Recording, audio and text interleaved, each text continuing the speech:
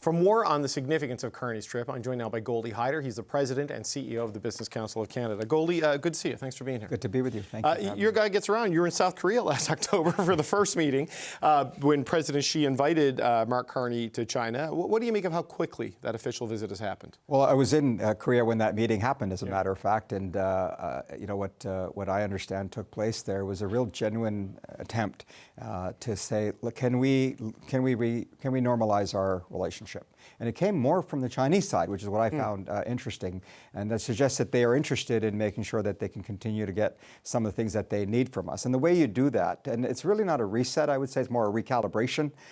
We still have issues. We're going to have issues as we go forward, but it's a chance to put a little bit more emphasis on interests at a time, as Ashley referred to. The world is changing. We're in a real politic environment here, and the tone is always set at the top. So this first meeting, since that Korea meeting, needs to be Prime Minister to President, as it's going to be, and much will come from that, I expect. Remember, China also hosts APEC this year, so we'll be back one more time. Well, there's kind of that argument, the Canadian outlook, that you don't have to like each other to be partners, right? You can find a way to work together, and like that's drawing some criticism, obviously, on the right side and the security side.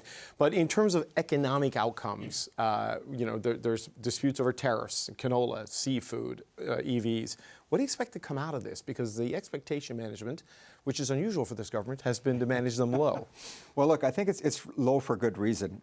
Let's be clear. This government's first priority has to be the review and renewal of the USMCA, making sure we get that across. So any trip that they do, any attempts that they do to diversify and other things, has to have the philosophy of do no harm. So we have to make sure we come out of there. We're not pivoting to China for our trade agreement. We have 75% of our trade with one country. It's the United States of America. China is actually number 2, but it's at 3%. We already do business with China. America calls China a strategic partner. Canada also calls China a strategic partner.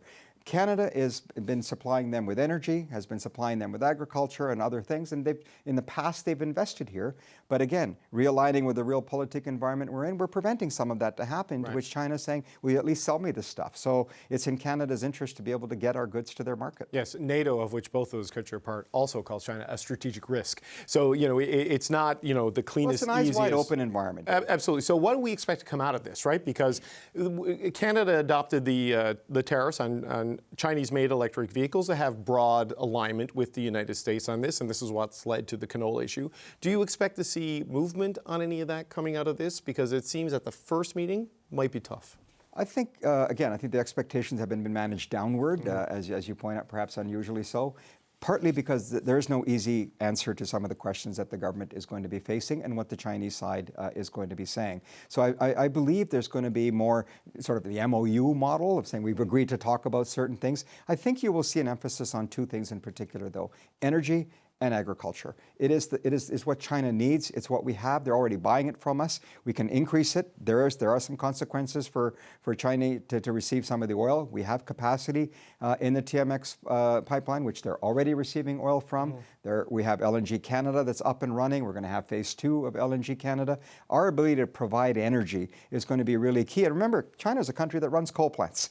So if we can get, I mean, yes, they do well on solar and other things, but they still use a lot of coal. Let's see if this is a moment to get them some of our energy that'll help them bridge better with LNG, for example. But you talk about this being an eyes wide open approach to dealing with China. Not just with one country. But you know, you don't want to shift your over-reliance from one unreliable superpower to another unreliable superpower. So how do you calibrate that when dealing with China? Obviously, the power of that market, but it's also a non-market economy, right? It is very much state-controlled, state-driven, and it's not like a big consumer market. Is it really strictly on the bulk exports of commodities that you're looking to do there? Yeah, I think there should be no doubt where Canada stands. You know, Canada is a democracy. Canada is a country of rule of law. Canada is a country that knows that its bread is literally buttered in the continent on which it lives. But we have rightfully, long before Donald Trump came along, said it's not good to be so reliant on one customer, one market. We need to diversify. The emphasis that we had put over for some time now was really about values. We believe in those values, but what I think Prime Minister Carney is doing is putting a greater emphasis on the syllable of interests by saying, in the world in which we live, the mandate which I have is to stabilize the relationship with the United States, strengthen my own country, and diversify. We live, I think it was Secretary Blinken in the previous administration whom I'd heard this, he said, look, we cohabitate a planet. There's nothing we can do about that. We live in the hood. These are the neighbors. Sometimes you like your neighbor. Sometimes you don't like your neighbor. Sometimes you agree with them and you disagree with them. You have different tastes sometimes, okay? But we also compete with each other. We do have competition for investment. We have competition for talent. We challenge each other. But you know what's most important out of these, he said? We have to collaborate. There are problems that need to be solved. There are things that we need to do together. So it's finding how can we do that. That is, I think, the opportunity in this moment. Yeah, but you focus on the difference, the distinction between interests and values, which is kind of a flip from the previous leadership. But how far do you flip that and de-emphasize it? Because there are concerns about, pulling MPs out of Taiwan so as not to send a bad signal to the regime in Beijing. And this was seen as a bit of like preemptive obedience, by the Canadian government. How far do you go on this in the pursuit of diversification of trade? Well, look, it's not easy. I think the reality of the situation in which we find ourselves is it's not going to be a straightforward scenario with any country, any part of the world today. I mean, it doesn't matter whether you're a democracy or whether you're a dictatorship or whether you're a communist party or others. We have to enter this discussion, this dialogue, eyes wide open, but you know what? With our self-interest leading the way. This is the time for us to think about what do we have that we can add value to the rest of the world while we continue to believe in our values. I think Mr. Chrétien's administration, going way back, would always say, we asked, did you raise these issues? Yes, we did. Where? In the confines of the room, we had these discussions, we shared our concerns. There are lots of concerns that I think will get shared, but they don't have to be, kind of goaded out in public and out to shame anyone. Let's find a way to be constructive. Well, the views on China are obviously very different than they were in the Chrétien era, I think broadly and globally, because a lot of things have happened since then. But they're also different in the United States. And just before we say goodbye, I mean, President Trump said yesterday, didn't care what happened to Kuzma, says it's irrelevant. What do you make? He says so many things. I don't know if he's just bored, posturing, or truly you've answered your own question for me. I've been here many times saying, I sleep well at night. I do not pay attention to the noise. It is openly known this is how he negotiates. And you will never hear the president say, I need something. And so I wouldn't be other than Greenland. I would I'm not bothered by it because I do believe in the process, and this is why I want to come full circle. The job this government has, first and foremost, is to stay focused on getting the review and renewal of the USMCA done and do no harm to prevent that from happening. Okay, Goldy, Hyder, President and CEO of the Business Council of Canada. Thanks so much for being here. We appreciate your time. Cheuk Kwan is the co-chair of the Toronto Association for Democracy in China, and he joins me now. Cheuk Kwan, it's good to see you again, sir. Thank you for being here today. Hello. We talked many times about foreign interference, transnational repression, especially during the inquiry into those matters. Still unresolved, still there, yet this trip is being widely touted as an opportunity to reset trade ties. What do you make of these two issues at the same time here? Well, I think they go hand in hand. I think we have to give a very strong message, maybe in private, just to save face for China, that we do not tolerate foreign interference and harassment of our Canadian citizens right here in Canada. That's one message. The second message then that we wrote we wrote a letter to the Prime Minister saying that here are the cases of Canadians or citizens who have strong Canadian ties. They have been arrested and put in imprisonment. Jimmy Lai being the prime example. He's got tons and tons of relationship, family ties to Ontario, for example. So in that sense, I think we have to, it's a laundry list, but it's certainly something that we have to confront China with. And our strategy is that, you can be private with them, but you have to be very strong. You cannot compromise. Well, what's your sense of how you expect that to play out? I know you say you've written the Prime Minister a letter criticizing Canada for far too often prioritizing trade and investment over human rights in relationships like the one with China. Of course, this is largely happening because of the economic pressures being put on the country by what's happening in the United States. I know you say they can do this in private. I mean, what value does that have, do you think, in terms of a rebuke behind closed doors as opposed to a broader statement in public? Well, first of all, I think China respect a strong stance from Canada. It's like a bully. If you stand up to the bully, at least you get some respect, and China does that as a cultural kind of aspect of their the way of working. And the more you cower to them, the more they're going to press on you. So that's something that we hope that the prime minister would adopt. Mm. The second thing is that we have not been strong enough in public, for example. I have, the strongest statement we ever made was on the Jimmy Lai case, was the G7 foreign minister statement of 3 paragraphs of saying that, oh, we kind of regret what's going on and so forth. As compared to British Prime Minister Stemmer, he came out and used the word condemn what Hong Kong and China are doing to Jimmy Lai.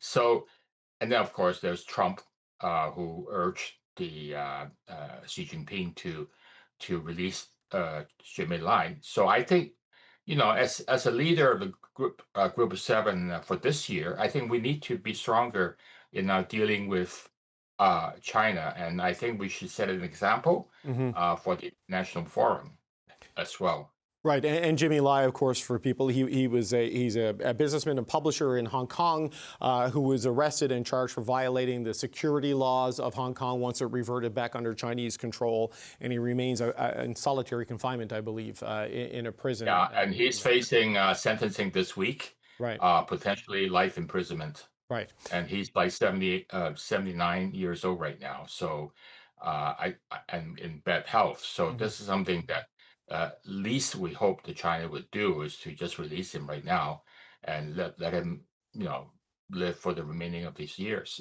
in somewhere safe. Right. So you say Canada and the Prime Minister need to go in there in this meeting with President Xi from a position of strength and stand up to the bully, or stand up to a bully as you described That's it. right. What do you then make of the fact that 2 Liberal MPs pulled out of Taiwan early to avoid confusion, as they say, ahead of the Prime Minister arriving in China? Well, that's a very cowardly move by Canada. If you didn't take them out, nobody would know that they were there. Now that you've taken it out, you're on the front page of Globe and Mail. So I mean, this is counterproductive. First of all, it shows a weakness that we want to please China. We don't want to arouse them by their anger or whatnot. But this is the way not to do international diplomacy. You look at what Denmark has been doing in your last segment. They stood firm. They said, no, it's not for sale. And of course, Carney said that for Canada not being for sale. But what about our moral values, our human rights values? Are they for sale and this is exactly what's happening with the trade talk with China, is that this is for sale. I mean, if you lower the tariffs, then we will not mention anything about Jimmy Lai or any of the people that you're repressing. So I think this is totally the wrong message. Right. If indeed Prime Minister is going to do that. Right, and we need to be clear. We don't yet know how this is going to end, at the end of the trip. So on that point, look, since we've first met, started talking at the height of the foreign interference issue, things have changed dramatically in the United States. So this is the driver for this trip on the economic side. So with that need to find other economic partners and balance the issues that you've outlined so well in this conversation, in your opinion, what would make this a successful and satisfying trip for you, for Canada, and for Prime Minister Carney after his meeting with President Xi?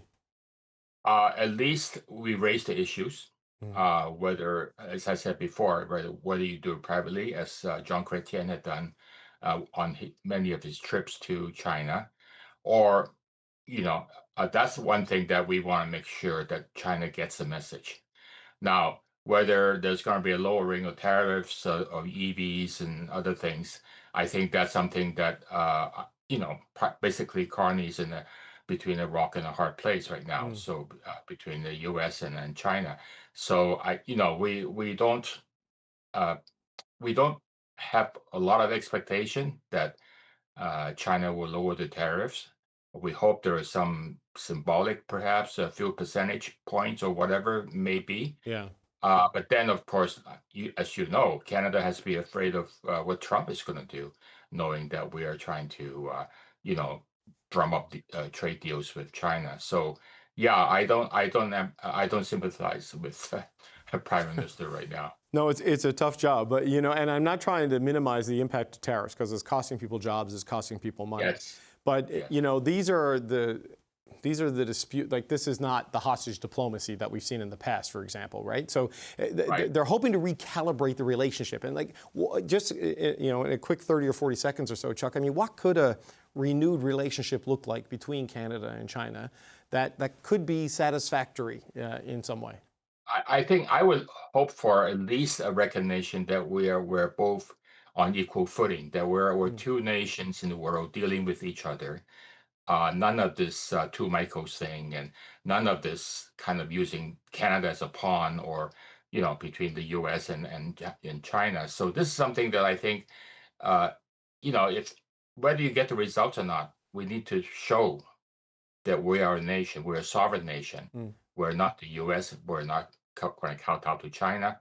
And this is something that I think, domestic message wise, and also international messaging, our prime minister need to do. Cheuk Kwan, I always appreciate our conversations. Thank you for being here. Cheuk Kwan with the Toronto Association for Democracy in China. Thank you, sir. Thank you.